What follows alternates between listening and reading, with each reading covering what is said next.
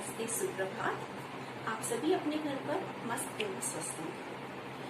आज हम सिया राम शरण गुप्त जी की एक मार्मिक कहानी काकी का अध्ययन करेंगे। ये कहानी है एक छोटे बच्चे श्यामू की, जिसकी माँ की मृत्यु हो जाती है और यह अबोध बालक मृत्यु का अर्थ भी नहीं जानता। वह नहीं जानता है कि अब उसकी माँ वापस कभी नहीं आएगी।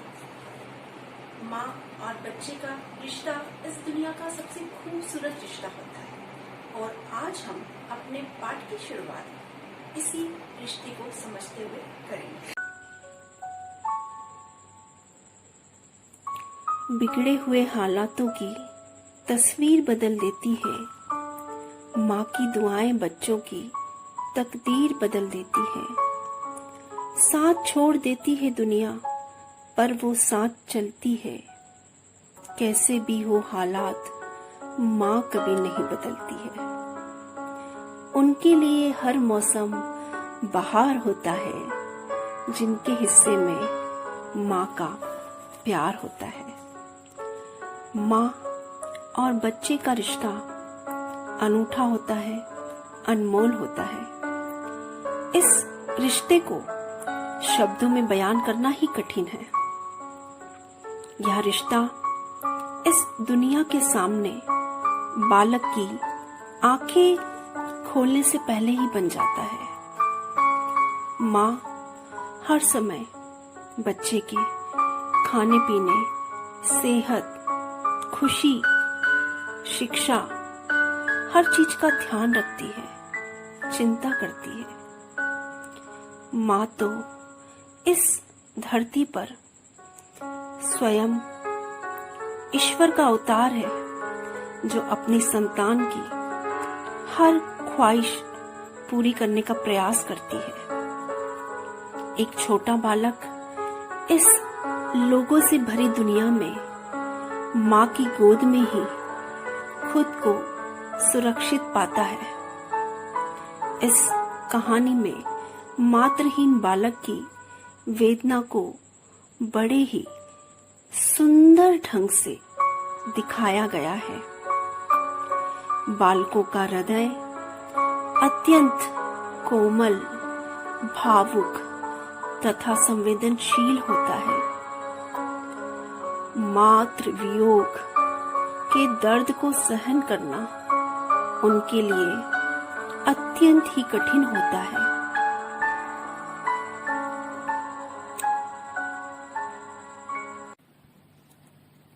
कहानी शुरू करने से पहले हम कहानीकार का संक्षिप्त जीवन परिचय देखेंगे। सिया राम शरण गुप्त जीवन परिचय। सिया राम शरण गुप्त का जन्म झांसी के निकट चिरगांव में सन 1895 में हुआ। आप राष्ट्र कवि मैथिली शरण गुप्त के छोटे भाई हैं। प्रारंभिक शिक्षा पूरी करने के बाद आपने घर पर ही गुजराती, अंग्रेजी और हिंदी भाषा का ज्ञान प्राप्त किया। सन 1929 में आप राष्ट्रपिता महात्मा गांधी के संपर्क में आए।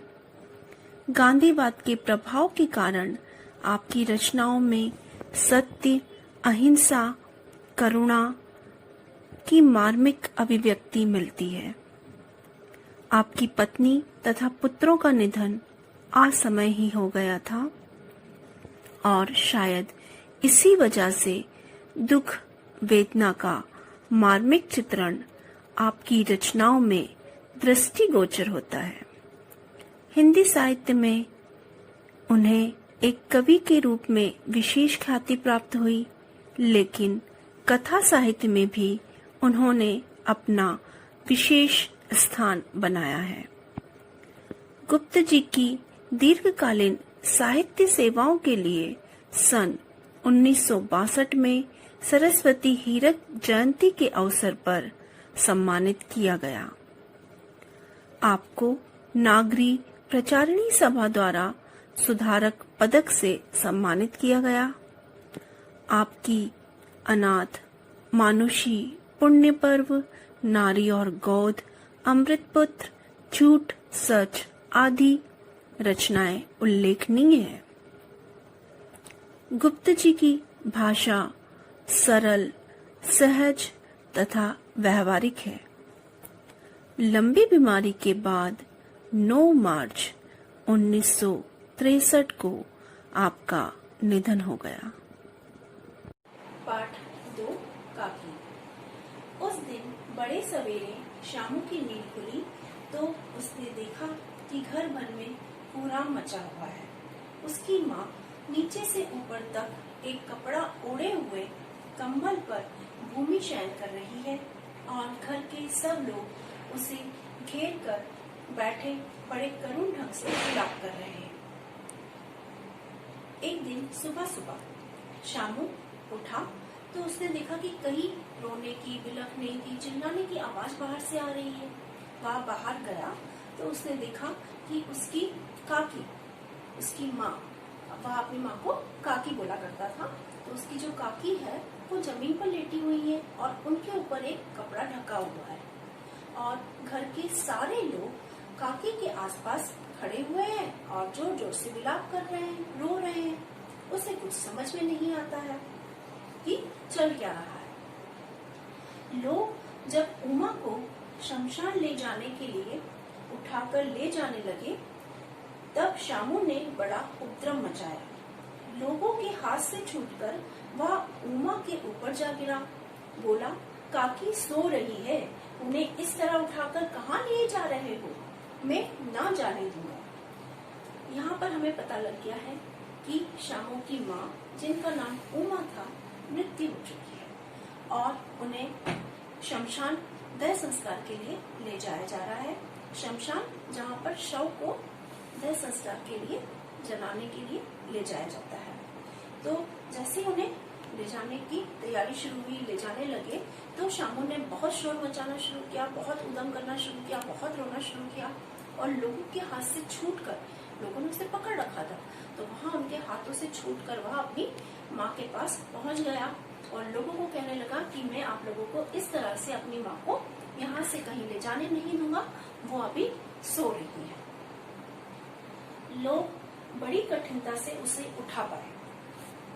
काकी के देह संस्कार में उसे नहीं जाने दिया। एक दासी राम करके उसे घर पर ही संभालते रही, क्योंकि वह बहुत छोटा था और इतने छोटे बच्चे को देह संस्कार के लिए ले जाना सभी लोगों को सही नहीं लगा।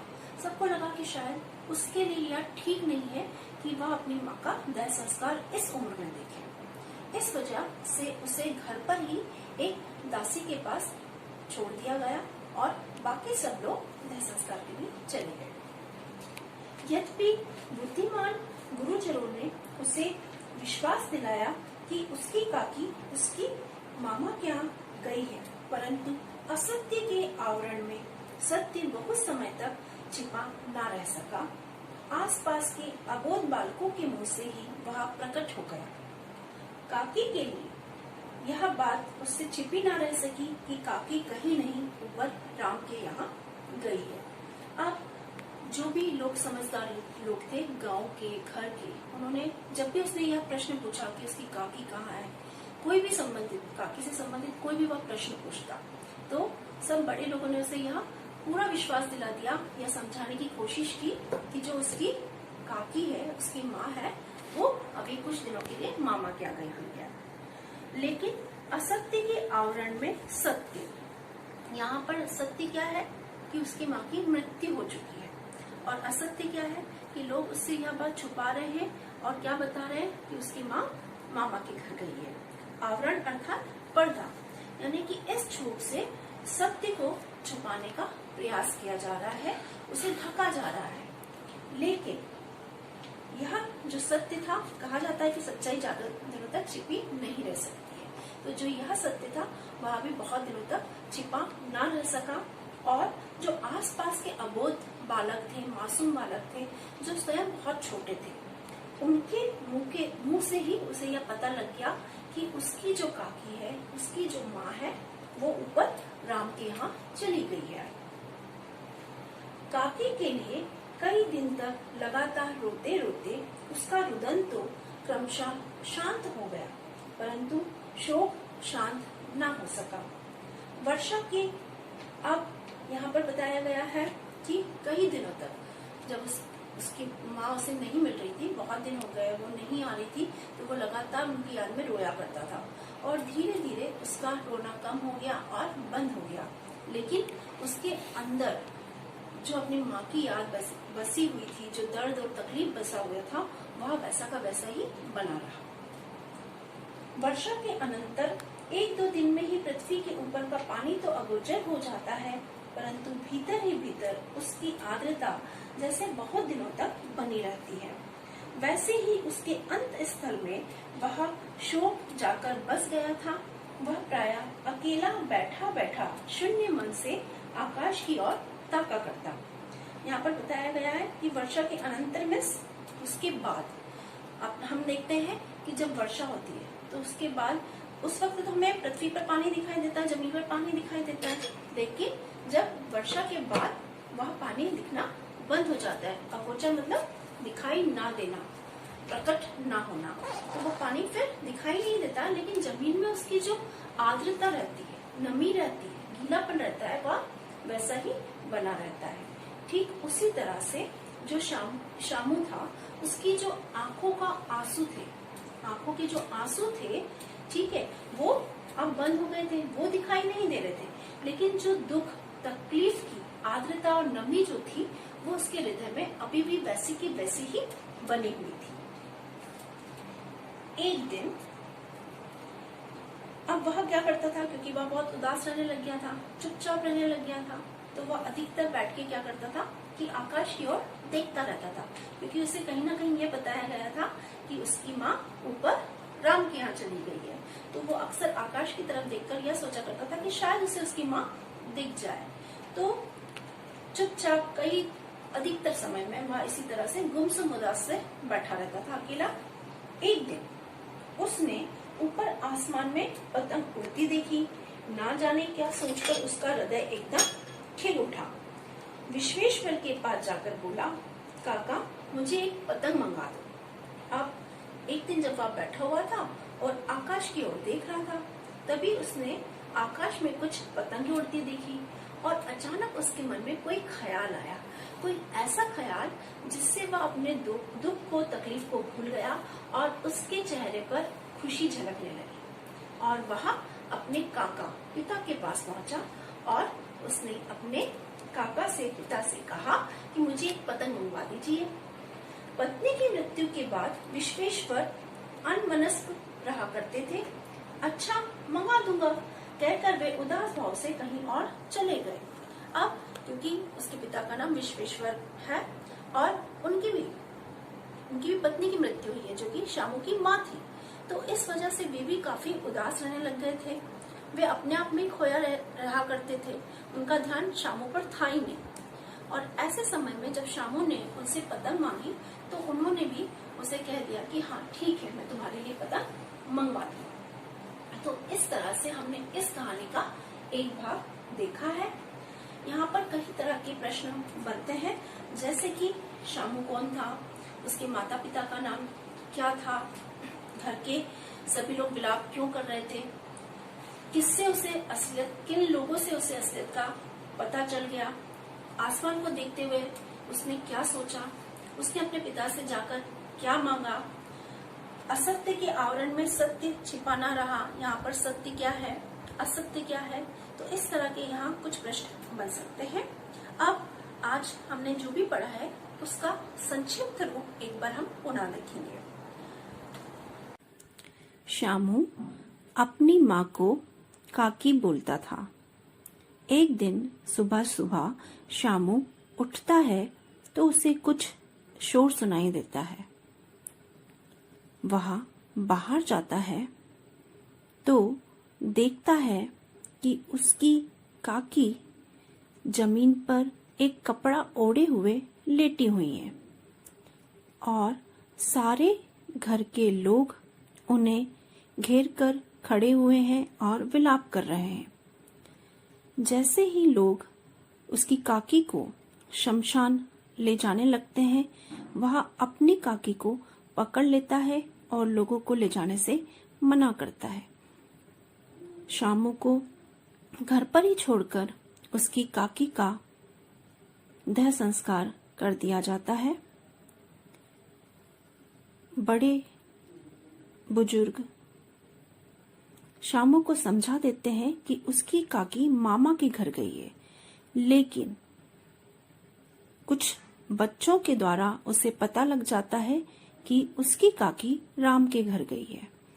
वह उदास रहने लगता है और अक्सर आकाश की ओर निहारता रहता है। शायद वो अपनी माँ को तलाशता रहता है।